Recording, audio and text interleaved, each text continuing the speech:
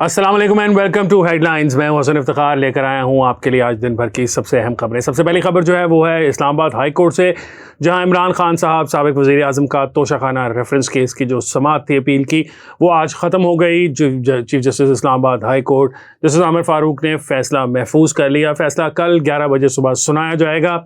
उनके जो केसेस हैं उसके बारे में ये सारी बात की गई। पाकिस्तान तहरीक इंसाफ की तरफ से उनके वकला जो पेश होते रहे वो उन्होंने यही कहा कि जो लोअर कोर्ट थे जज हुमायूं दिलावर साहब, उन्होंने ना सिर्फ फैसला गलत दिया बल्कि वो बायस जज थे। उनके पास एक बायस था इमरान खान साहब के खिलाफ और उन्होंने उस एजेंडे की तकमील के लिए इमरान खान साहब को सज़ा दे दी। इस्लामाबाद हाई कोर्ट में इस केस की काफ़ी ज़्यादा समातें चली, उसके ऊपर काफ़ी सारे मसाइल भी हुए। फ्राइडे को जब केस को मंडे तक डिले किया गया तो उसके ऊपर जो इमरान खान साहब के वकील थे लतीफ़ खोसा साहब, उन्होंने बहुत ज़्यादा गम और गुस्से का इजहार किया। उन्होंने इस्लामाबाद हाई कोर्ट का जो उसके चीफ जस्टिस साहब का चेंबर था, इस चीफ जस्टिस साहब की अदालत थी, वहाँ से वॉकआउट भी कर दिया और कहा कि अब मैं इस केस के अंदर दोबारा पेश नहीं होऊंगा क्योंकि आपने इनको रिलीफ कैसे दे दिया।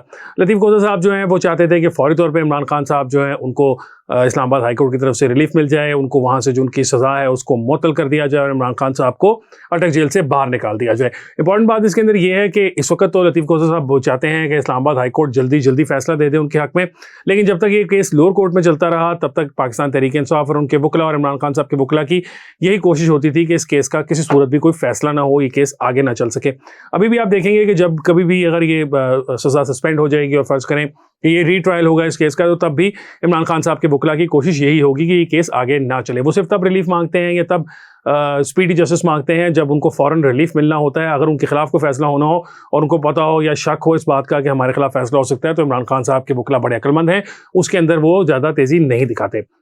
इमरान खान साहब जो हैं वो अटक जेल के अंदर हैं, वहाँ पर उनको क्या सहूलियात दी जा रही हैं इसके बारे में चीफ जस्टिस ऑफ पाकिस्तान जो थे उन्होंने इस्तफ़ार किया था अटॉर्नी जनरल पाकिस्तान से और कहा था कि मुझे इस बारे में डिटेल्ड रिपोर्ट सबमिट की जाए कि इमरान खान साहब जो हैं साबिक वज़ीर आज़म हैं, मेरे बहुत पसंदीदा हैं, तो वहाँ पर उनको अटक जेल के अंदर क्या क्या फैसिलिटीज़ हैं। आज जो है गवर्नमेंट ने वो डिटेल्ड रिपोर्ट भी सबमिट कर दी है। उससे हमें पता चला है कि इमरान खान साहब जो हैं उनको ना सिर्फ जेल के सेल के अंदर मैट्रेस मौजूद है, जेल के सेल के अंदर एयर कूलर है, उनके पास एग्जॉस्ट फैन है, उनके लिए बाथरूम स्पेशली बनाया गया है, उस बाथरूम की दीवारें हैं, 4 दीवारी की गई है, उसकी 5-5 फुट 6-6 फुट की दरवाजे लगे हुए हैं। उसके अलावा उनको बाथरूम के अंदर जो चीज़ें रिक्वायर्ड होती हैं, फ्रेशनर है, साबुन है, तौलिए हैं, टिश्यू पेपर्स हैं, ये सब कुछ जो है ये दिया गया है। उसके अलावा पढ़ने के लिए उनको कुतुब फराहम की गई हैं, कुरान पाक के नुस्खे फराहम किए गए हैं। उसके अलावा उनके पास एक टेलीविज़न स्क्रीन भी है 21 इंच की, जिसके ऊपर वो खबरनामा और इधर उधर की दीगर चीज़ें देख सकते हैं। इसके अलावा उनको अखबारात भी रोज़ाना की बुनियाद पर दिए जाते हैं ताकि वो अखबारात का भी मुतालिया कर सकें। जेल मैनुअल के मुताबिक खाने का एक तरीकाकार होता है, ख़ास किस्म का खाना होता है जो जेल के कैदियों को दिया जाता है, लेकिन इमरान खान साहब के केस के अंदर उसके अंदर भी तब्दीली की गई है। इमरान खान साहब को हफ्ते में 2 दिन देसी मुर्गी की कढ़ाई जो है वो देसी घी में बनी हुई वो मिलती है और 1 दिन जो है उनको देसी बकरे का गोश्त मिलता है देसी घी में बना हुआ, यानी कि 7 दिन जो हैं उनमें से 3 दिन इमरान खान साहब अच्छी खुराक खा लेते हैं। उसके अलावा इमरान खान साहब चूँकि देर से नाश्ता करने के आदी हैं तो जेल के अंदर जो नाश्ते का टाइम है उसको भी इमरान खान साहब के लिए तब्दील कर दिया गया है। इमरान खान साहब को 11:30 बजे के करीब नाश्ता दिया जाता है, ऑमलेट और चाय के साथ उनको दिया जाता है। उसके अलावा दिन में उनको एक टाइम पर फल भी दिए जाते हैं जो ताज़ा फ्रूट होता है। तो इमरान खान साहब को सुप्रीम कोर्ट को बताया गया है कि एक साबिक वज़ीर आज़म के तौर पे तमाम के तमाम वो फैसिलिटीज़ दी जा रही हैं जो कि उनको दी जा सकती थी।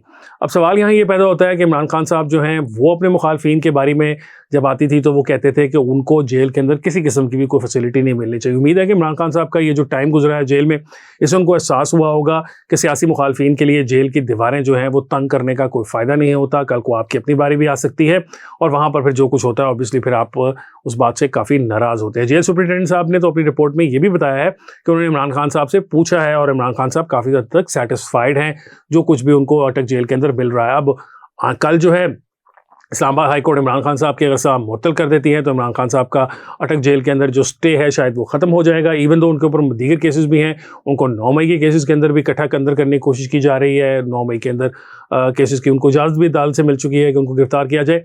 अभी तो देखेंगे कि कल फैसला क्या होता है, लेकिन ताहाल जो है अभी तक तो आसार ऐसे नज़र आते हैं कि शायद इस्लामाबाद हाई कोर्ट से इस्लामाबाद से उनको फिर एक रिलीफ मिलता नजर आ रहा है। इवन दो पाकिस्तान तहरीक इंसाफ पिछले 3-4 दिनों से मुसलसल जस्टिस आमिर फारूक साहब जो हैं chief justice Islamabad high court के, उनके खिलाफ एक कैंपेन चला रही है।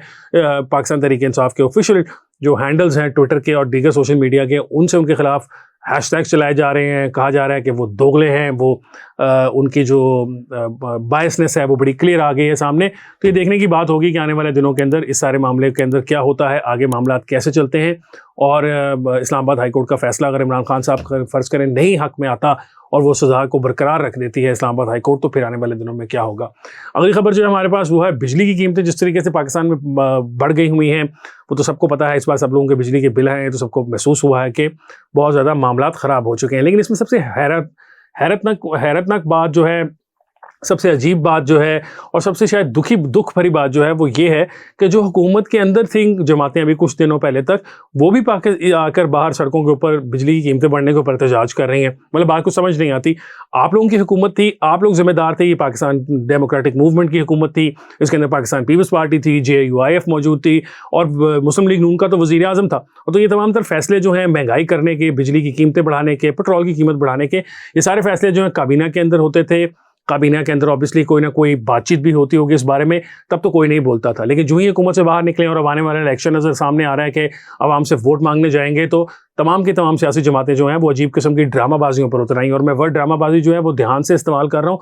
शायद मैं इससे ज़्यादा मुख्तलिफ वर्ड इस्तेमाल करना चाहता था, लेकिन ये प्लेटफॉर्म शायद मुझे इजाज़त नहीं देता वर्ड इस्तेमाल करने की। अब JUIF को देखें, कल उन्होंने मुल्क भर के अंदर रैलियाँ निकाली हैं बिजली की कीमतों के खिलाफ। भाई आपसे बंदा पूछे कि आप उस पार्टी का हिस्सा थे, आपके वफाकी वज़रा थे, डिप्टी स्पीकर आपने लिया हुआ था, आप खैबर पख्तूनख्वा के अंदर आपने अपना गवर्नर लगवाया हुआ है, आप भरपूर तरीके से हुकूमत का पार्ट थे, हिस्सा थे, और अब आप आकर कह रहे हैं कि बिजली की कीमतें महंगी हो गई हैं और ये वहाँ पर बोझ डल गया। भाई आप लोग बोझ डालने वालों में से हैं। इसी तरह पाकिस्तान पीपल्स पार्टी की बात भी समझ नहीं आती कि वो भी हुकूमत के तमाम मज़े इंजॉय करने के बाद अब खुल के बिजली की बढ़ती कीमतों के बारे में बात कर रही है।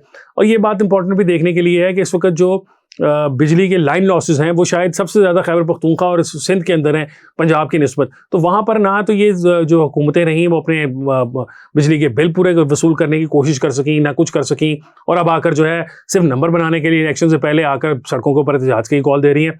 और तो और पाकिस्तान मुस्लिम लीग नून जिनका वज़ीर आज़म था वो भी ये कह रही है आकर के भाई हम जिम्मेदार नहीं। आज मैं साद रफ़ीक साहब का एक बयान देख रहा था, उन्होंने कहा जी कि टैक्सेस माफ़ कर देने चाहिए, बिजली के बिलों पर छूट दे देनी चाहिए आवाम को। कुछ भाई दे देनी चाहिए क्या? आज से 2 हफ्ते पहले तक आपकी हुकूमत थी, आपको चाहिए था कि तमाम हरकतें आप करके जाते, लोगों को रिलीफ देकर जाते। आपने रिलीफ देने के बजाय लोगों को ऊपर एक नया बम गिरा दिया था पेट्रोल का, और ऑब्वियसली उसके बाद मजीद पेट्रोल की कीमतें बढ़ी, मजीद गैस की कीमतें बढ़ी, मजीद बिजली की कीमतें बढ़ी, आने वाले दिनों में मजीद बढ़ने वाली भी हैं।